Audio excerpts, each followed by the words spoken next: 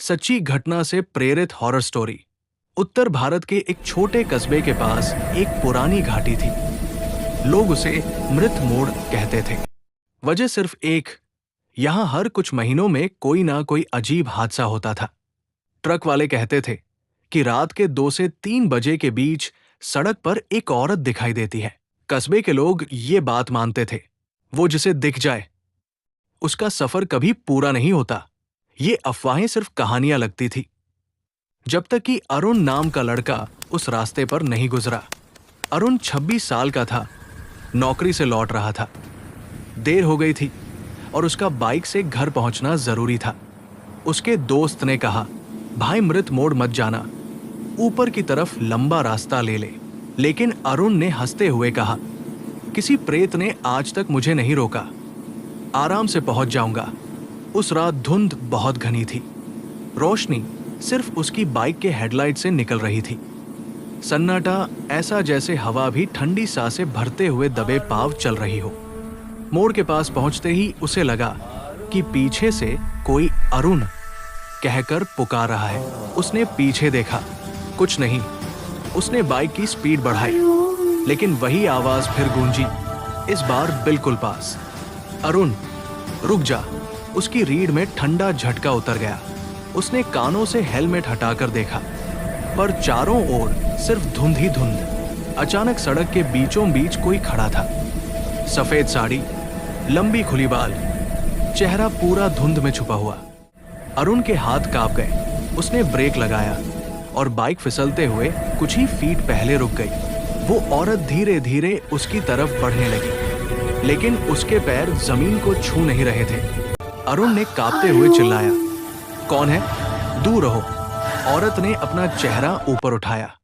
चेहरा नहीं, सिर्फ काला खाली गद्दा। अचानक उसकी आवाज गूंजी, मुझे घर छोड़ दो। मुझे कोई घर नहीं ले गया। अरुण ने डर के मारे बाइक मोड़ दी और भागने लगा, लेकिन धुंध में वो औरत फिर से सामने दिखाई दे गई। अब वो रो रही थी, तुम जैसे ही एक लड़के ने मुझे धक्का दिया था, मैं घर नहीं पहुंच पाई। आज तक अरुण को अचानक पिछले साल का एक एक्सीडेंट याद आया, जिसमें एक लड़की की डेथ हुई थी। ड्राइवर भाग गया था उसी रात, उसी सड़क पर। शायद वही, शायद उसी की आत्मा। औरत अचानक अरुण की सीट पर चढ़ गई। उसका ठंडा हाथ अरुण की गर्दन को छूता ही बाइक अपने आप बंद हो गई। अरुण हिल भी नहीं पा रहा था। उसने महसूस किया कि कोई उसके कान के पास फुसफुसा रहा है, तुम भी मुझे छोड़कर मत जाओ, मेरे साथ चलो। उसकी आंखें लाल चमकने लगी। अरुण पूरी ताकत से नीचे गिरा और अंधेरे जंगल की ओर भागा। पीछे से कदमों की आवाज, टप टप टप। लेकिन वो आवाज जमीन से नहीं, हवा से आ रही थी। जंगल के बीच एक पुराना मंदिर था। अरुण भागते भागते अंदर घुस गया। वहां एक बूढ़ा पुजारी बैठा था। अरुण चिल्लाया, बचाओ, कोई पीछे है। पुजारी ने मंत्र पढ़ना शुरू किया।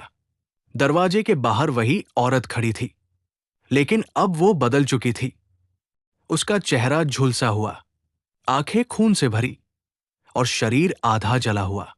पुजारी ने कहा, तू जिसको देख रहा है वो शांति नहीं चाहती, वो बदला चाहती है। औरत चिल्लाई, वापस दे दो मेरी आखिरी सवारी जो अधूरी छूट गई। मंत्र गूंजा, घंटा बजा और वो परछाई धुएं की तरह हवा में घुल गई। सुबह पुलिस आई। अरुण ने सारी घटना बताई। जांच में पता चला कि जिस लड़की की दुर्घटना में मौत हुई थी, उसके परिवार को आज तक पता नहीं था कि उसे किसने आखिरी बार देखा था।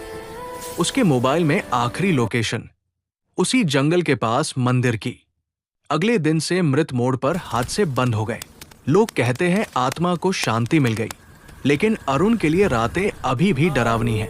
कभी कभी उसे नींद में कोई फुसफुसाता सुनाई देता है, मुझे घर छोड़ दो।